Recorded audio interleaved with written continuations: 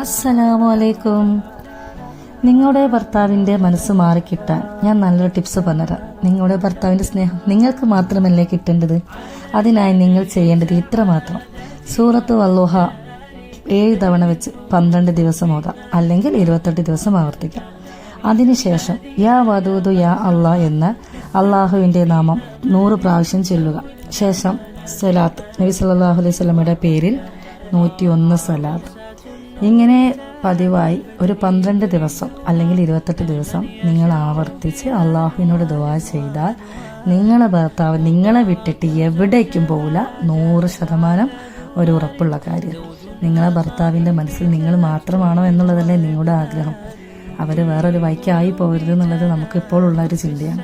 അപ്പോൾ അതിന് വേറൊരു ടിപ്സും കൂടി ഞാൻ ഇതിൽ പറയുകയാണ്.